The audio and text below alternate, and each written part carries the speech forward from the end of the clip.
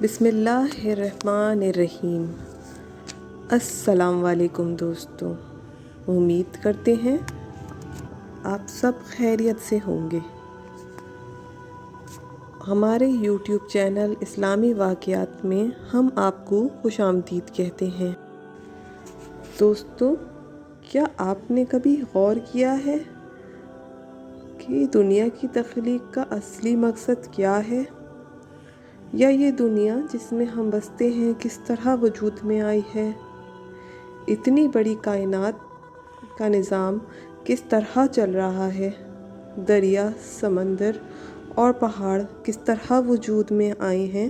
اللہ پاک سورہ ابراہیم آیت نمبر 19 میں فرماتے ہیں کہ کیا تمہیں یہ بات نظر نہیں آتی کہ اللہ نے آسمانوں اور زمین کو برحق مقصد پیدا کیا ہے؟ اگر وہ چاہے تو تم سب کو فنا کر دے اور تمہاری جگہ مخلوق کو وجود میں لے آئے۔ ایک اور جگہ قرآن میں ارشاد ہوا ہے کہ کچھ شک نہیں کہ تمہارا پروردگار خدا ہی ہے جس نے آسمانوں اور زمین کو 6 دن میں پیدا کیا۔ مفتی قاسم صاحب دامت برکات العالیہ 6 دن میں زمین و آسمان بنانے کی حکمت بیان کرتے ہوئے فرماتے ہیں کہ اللہ تعالیٰ قادر تھا کہ ایک لمحے میں یا اس سے کم میں زمین و آسمان پیدا فرما دیتا، لیکن اتنے عرصے میں ان کی پیدائش فرمانا بتقاضائے حکمت ہے، اور اس میں بندوں کے لیے تعلیم ہے کہ بندے بھی اپنا کام میں جلدی نہ کریں بلکہ آہستگی سے کریں۔ اگر زمین و آسمان ایک لمحے میں پیدا ہوتے تو کسی کو شبہ ہو سکتا تھا کہ یہ اتفاقی حادثہ ہے، لیکن جب ان کی تخلیق ایک مخصوص مدت اور مخصوص طریقہ کار سے ہوئی تو معلوم ہوا کہ اس کو کسی اور نے وجود بخشا ہے۔ رسول اللہ صلی اللہ علیہ وآلہ وسلم نے فرمایا، جب اللہ تعالیٰ نے زمین کو پیدا کیا تو وہ ہچکولے کھاتی تھی، پھر اللہ نے پہاڑ پیدا کیا اور اسے حکم دیا کہ وہ زمین تھامے رکھے، چنانچہ وہ ٹھہر گئی۔ تب فرشتوں کو پہاڑ کی مضبوطی پر تعجب ہوا اور کہنے لگے، اے اللہ، آپ کی مخلوق میں سے کوئی چیز پہاڑوں سے بھی سخت ہے؟ فرمایا، لوہا اس سے بھی سخت ہے۔ پوچھا، لوہے سے بھی زیادہ سخت کوئی چیز ہے؟ فرمایا، آگ۔ پوچھا، کوئی آگ سے بھی زیادہ سخت؟ فرمایا، پانی۔ پوچھا، پانی سے بھی زیادہ سخت کوئی چیز؟ فرمایا، ہوا پانی سے بھی زیادہ سخت ہے۔ پوچھا، ہوا سے بھی زیادہ سخت کوئی چیز ہے؟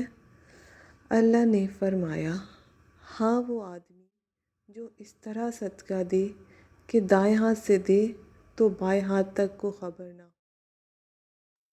عرش کا سایہ نصیب ہونے والے 7 قسم کے افراد میں سے ایک وہ بھی ہے جو دائیں ہاتھ سے صدقہ دیتا ہو تو بائیں ہاتھ کو خبر نہ ہوتی ہو۔ اللہ کی راہ میں صدقہ و خیرات کرنے کا بڑا اجر و ثواب ہے، اور دنیا اور آخرت میں بھی اس کے بے شمار فوائد ہیں۔